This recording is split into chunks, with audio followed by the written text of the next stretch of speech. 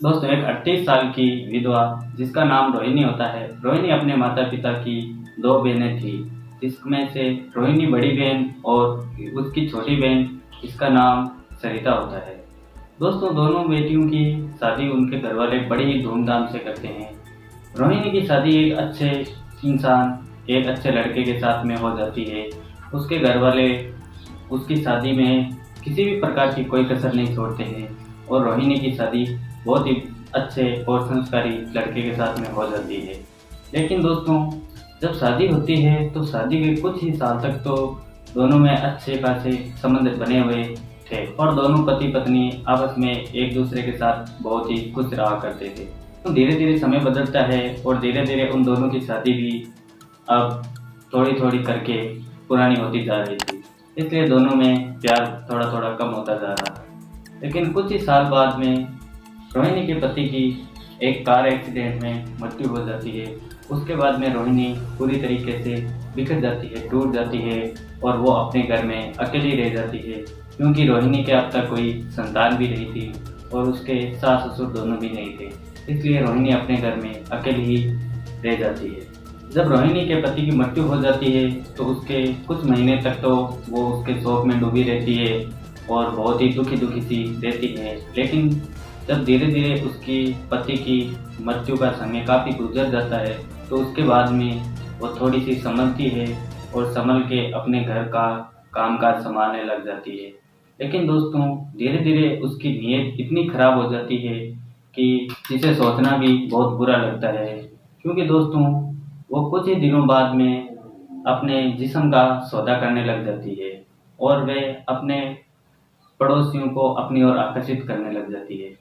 दोस्तों, धीरे धीरे वो अपने एक दो पड़ोसी को अपनी ओर खींचती है और उनके साथ में गलत दुष्कर्म कार्य करती रहती है और वो अब उसके बदले उनसे पैसे लिया करती थी। दोस्तों, ऐसा करते करते उसके बहुत ज़्यादा कस्टमर बढ़ जाते हैं। लेकिन उसको ये पता नहीं था कि इसका अंजाम क्या होने वाला है, क्या ये मेरे लिए सही भी है या गलत है। उसे इस चीज़ का कोई मतलब नहीं था, उसे ज़रूरत थी और उसे प्यास थी तो सिर्फ और सिर्फ पैसों की। दोस्तों, धीरे धीरे उसका धंधा और ज़्यादा बड़ा हो जाता है और वहाँ पर कस्टमरों की भीड़ काफ़ी होने लग जाती थी। जब दोस्तों ऐसा सिलसिला काफ़ी दिनों तक चलता रहा तो वहाँ के आसपास के लोग देखकर बोलते रहे कि ये महिला सही नहीं कर रही है, इससे हमारा और हमारे समाज का नाम खराब हो रहा है और हमारी बहू बेटियां भी इसको देखकर शायद ऐसा करने लग जाए, इसलिए हमें इसको रोकना चाहिए। तो दोस्तों, वहाँ के आस पड़ोस मिलकर उस महिला को सबक सिखाने के लिए तैयार होते हैं।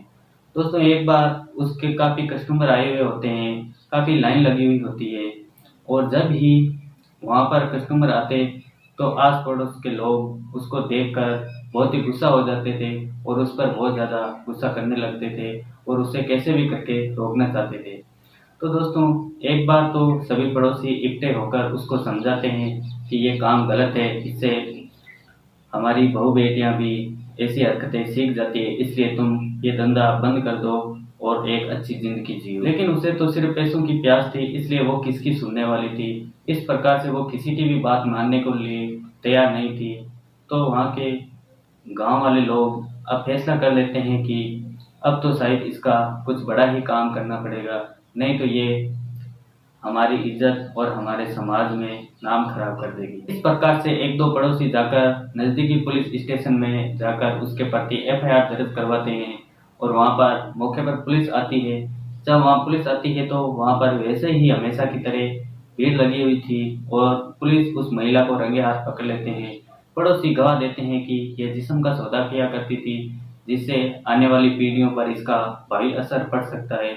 इस सिलसिले से उसको जेल हो जाती है और उसके घर की तलाशी ली जाती है। तो उस घर में जो भी पैसे निकले होते हैं उन पैसों को वहीं के पास में एक गौशाला होती है उसमें दान कर दिया जाता है और उसको उम्र कैद के लिए सजा दी जाती है। दोस्तों, ऐसी कहानी से हम किसी की भावना को ठेस पहुंचाना नहीं चाहते हैं, बल्कि आपको समाज के प्रति जागरूक करने की कोशिश करते हैं कि अगर आपके भी समाज मोहल्ले में ऐसा काम चोरी छुपके से चलता है तो आप भी तुरंत पुलिस को खबर करिए, नहीं तो ये आने वाली पीढ़ी के लिए बहुत ही खराब है। इसलिए आप सावधान रहें, सतर्क रहें, इसी में हम सबकी भलाई है। दोस्तों, अगर आपको ये कहानी अच्छी लगी है तो इस कहानी को लाइक कर देना और हमारे चैनल पे नए हो तो हमारे चैनल को सब्सक्राइब जरूर करके जाना। जय हिंद।